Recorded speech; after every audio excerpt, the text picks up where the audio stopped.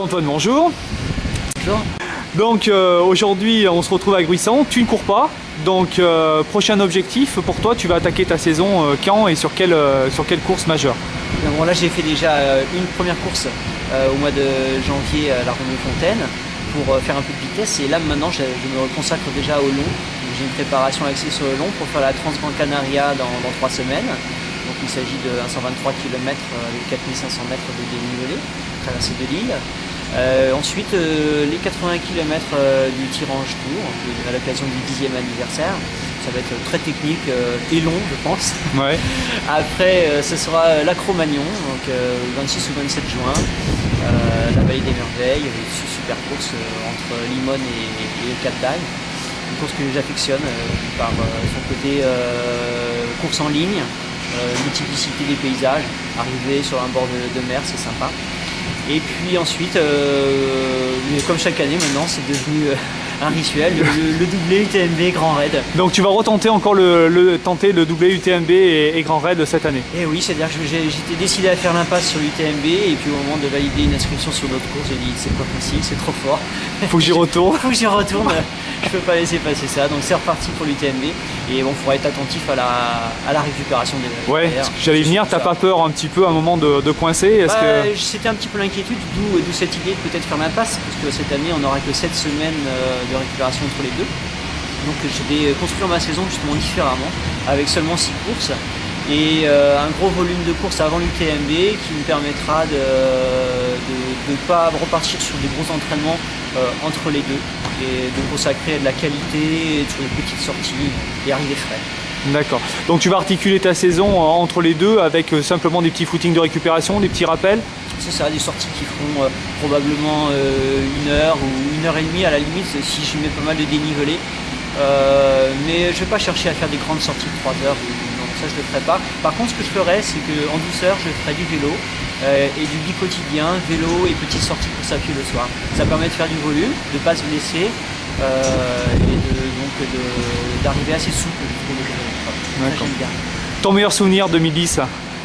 C'est le Grand Raid, avec cette belle performance derrière Kilian, loin derrière Kilian, mais j'ai eu la satisfaction d'une course bien gérée, avec une deuxième moitié tout en remontée, bon, comme je fais d'habitude, mais sur des très bonnes sensations, certainement dû à un parcours qui me convient mieux, plus long et plus technique.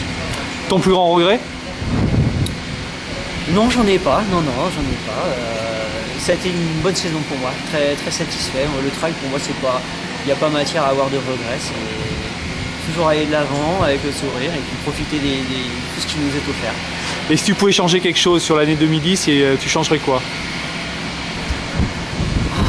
Non, pas grand chose, ça... Je regarde pas en arrière en fait, j'en tire des enseignements, mais non, je n'ai pas de regrets. D'accord.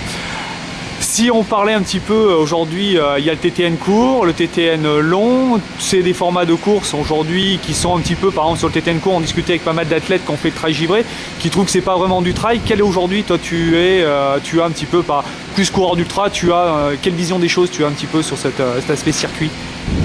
C'est un circuit effectivement particulier, un petit peu qui me semble un peu en marge, je dirais, du trail, le TTN court, je dirais. C'est du trail, mais c'est effectivement des intensités élevées, ça ne demande pas du tout la même préparation que pourrait chercher un athlète pour être performant sur ne serait-ce que le TTN long déjà. Mais on trouve intéressant qu'on ait justement des distances qui puissent convenir à tout le monde. Tout le monde ne peut pas être intéressé par les longues distances. C'est intéressant, moi ça ne me convient pas parce que j'arrive à l'exprimer seulement au bout d'un certain nombre d'heures. Mais je trouve intéressant de permettre à des athlètes de pouvoir courir sur du court, du moyen et du long. Après, peut-être le travers peut-être d'un challenge qui est exigeant finalement pour ces coureurs, c'est du coup de se consacrer qu'à ces courses et de ne pas avoir trop de place libre pour aller découvrir d'autres courses. Mais bon, on peut aussi faire un challenge une année et puis changer et y revenir l'année suivante. Très bien. L'arrivée de tous ces teams sur le trail, toi tu les as tous vus un petit peu arriver, un bien, un mal?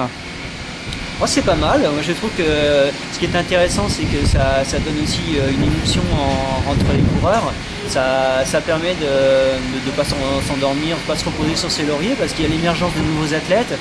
C'est des athlètes qui en général sont très motivés, ils veulent performer, ils veulent rentrer s'ils ne sont pas tout dès le départ dans la cour des grands. Et c'est super pour ceux qui ont déjà un pied, on va dire dans l'élite entre guillemets, parce que ça permet de se remettre en question, de chercher des nouvelles techniques d'entraînement. Moi je trouve notamment que l'arrivée de Kilian sur le circuit de l'Ultra, ça bouleversait plein de choses, mais ça nous force à chercher des nouvelles astuces et puis à voir les choses un peu différemment. On s'endort pas, non? D'accord. Il faut bouger si on veut suivre. Très bien. Avec Antoine, on est rentré parce que finalement il y a un petit vent éblouissant, il fait frais. Donc Antoine, on a parlé tout à l'heure de l'Union Running World, donc c'est quelque chose que tu as découvert sur la toile. Tes premières impressions? J'ai trouvé ça très intéressant d'arriver à donner une valeur de cote sur des athlètes. Et personnellement, je suis tombé dessus par hasard à l'occasion de la Romofontaine. Et j'ai eu l'occasion de le dire plusieurs fois, j'ai été bluffé par la qualité d'estimation de l'art des athlètes. C'est intéressant à suivre et je pense qu'à l'avenir, je vais regarder ça de près avant une épreuve parce que ça donne un aperçu précis des forces en présence. Ouais, des forces en présence. Et puis du coup, ça peut donner envie de chambouler peut-être un petit peu tout ça justement. D'accord, et ben tu vois, ça fait plaisir d'entendre l'avis d'un athlète. Tu es le premier à nous parler en live de l'URW, donc merci à toi. Et puis on va suivre ta saison et ta super cotation. Je crois que tu es à 1530 là, actuellement.